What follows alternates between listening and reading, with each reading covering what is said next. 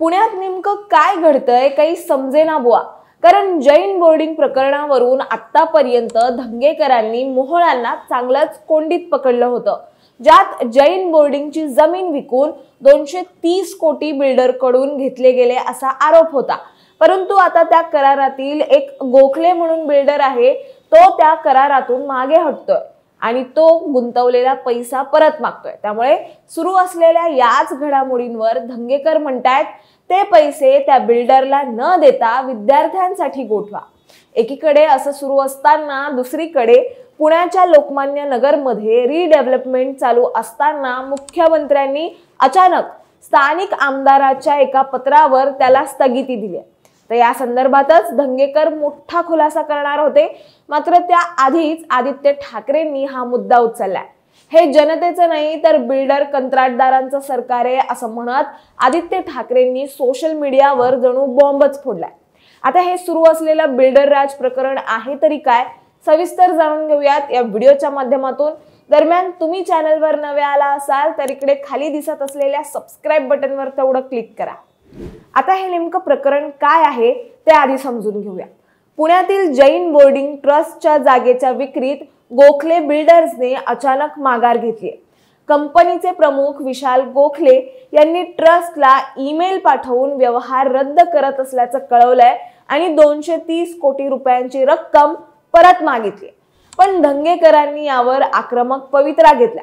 त्यांच्या म्हणण्यानुसार विक्री करारात स्पष्टपणे असं नमूद आहे की बिल्डरने मागे हटलं तर रक्कम परत मिळणार नाही, त्यामुळे ही रक्कम गोठवा।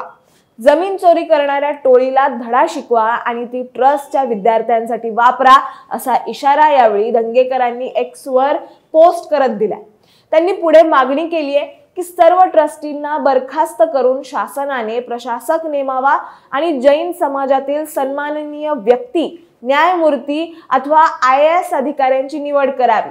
या 230 कोटींमधून पुण्यात 10,000 विद्यार्थ्यांसाठी हॉस्टेल्स बांधता येईल अशी धंगेकरांची स्पष्ट मागणी। तर जसं की आपल्याला माहितीच आहे, गेल्या काही दिवसांपासून शिवसेनेचे महानगर प्रमुख रवींद्र धंगेकर यांनी सातत्याने विविध मुद्द्यांवरून भाजपच्या नेत्यांना कोंडीत पकडले। जैन बोर्डिंग ट्रस्टच्या जागेच्या घोटाळ्यावर आवाज उठवल्यानंतर आता धंगेकर लोकमान्य नगर भागातील रिडेव्हलपमेंट मध्ये होत असलेल्या भ्रष्टाचाराचा पर्दाफाश करणार होते। पण त्यांच्या आधीच ठाकरेंच्या शिवसेनेचे आमदार आदित्य ठाकरेंनी हा मुद्दा उचलला।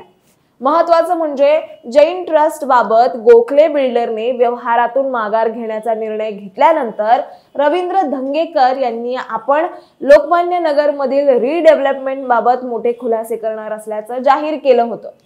पुण्याच्या लोकमान्य नगरच्या रिडेव्हलपमेंटच्या मुद्द्यावरून स्थानिक भाजपा आमदार हेमंत रासने हे चंद्रकांत पाटील हे धंगेकरांच्या निशाण्यावर होते। पण धंगेकर हा मुद्दा घेऊन मैदानात उतरण्यापूर्वीच आदित्य ठाकरेंनी या मुद्द्याला हात घातला। याच संदर्भात आदित्य ठाकरेंनी ट्विट करत खळबळ उडवून दिली।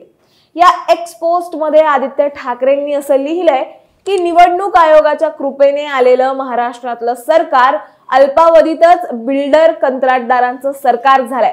आदित्य ठाकरेंनी अशा कठोर आणि खोचक शब्दात सरकारवर जोरदार टीका केली। आपल्या पोस्टमध्ये आदित्य ठाकरे असं म्हणतायत की पुण्यातल्या लोकमान्य नगरचंच उदाहरण पहा, तिथल्या पुनर्विकासाचा मार्ग स्थानिक रहिवाशांनी निवडला असताना आणि त्यांना तो विकास हवा असतानाही अचानक स्थानिक आमदाराच्या पत्रावरून थेट मुख्यमंत्री कार्यालयाने या पुनर्विकासाला स्थगिती दिली। एका झटक्यात असं करण्याचं कारण काय? आता क्लस्टर विकासाच्या नावाखाली ही जागा सत्ताधाऱ्यांच्या जवळच्या एका बिल्डरच्या ताब्यात देण्याचा प्रयत्न सुरू झालाय का, असा सवालही यावेळी आमदार आदित्य ठाकरे यांनी उपस्थित केलाय। एवढंच नाही तर पुण्यातील लोकमान्य नगरमध्ये रहिवाशांनी स्वतःचीच रिडेव्हलपमेंट योजना मंजूर केली आहे, तरीही स्थानिक आमदारांच्या एका पत्रावरून मुख्यमंत्री कार्यालयाने स्थगिती दिली आहे। हे क्लस्टर डेव्हलपमेंटच्या नावाखाली सत्ताधाऱ्यांच्या जवळच्या बिल्डरला जमीन देण्याचा डाव आहे का, असा खोचक सवालही आदित्य ठाकरेंनी पुढे उपस्थित केलाय।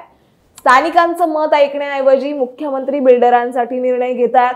सरकार जनतेचं की बिल्डरांचं म्हणत आदित्य ठाकरेंनी सरकारवर टीकेची झोड उठवली आहे। याशिवाय पुण्यातील रस्त्यांचे खोदकाम आणि ऑप्टिक फायबर लावण्याच्या मुद्द्यावरही त्यांनी हल्ला चढवलाय। पुणेकरांना त्रास होईल तरी कंत्राटदाराकडून मनपाला मिळणारा मोबदला घेतला जाईल का, की तो सरकारच्या लाडक्या कंत्राटदार असल्याने त्याला सूट दिली जाणार आहे, असे अनेक सवालही त्यांनी उपस्थित केले। तसंच हे जनतेचं नाही तर बिल्डर आणि कंत्राटदारांचंच सरकार आहे, अशी कठोर टीका आदित्य ठाकरे यांनी महायुती सरकारवर केली। शेवटी काय, धंगेकरांची मुद्दा वाजवणार या घोषणेच्या आधीच आदित्य ठाकरेंनी मैदान मारलंय, ज्यामुळे शिवसेनेच्या दोन्ही गटांमधील स्पर्धा आणखीनच तीव्र होताना दिसू लागली।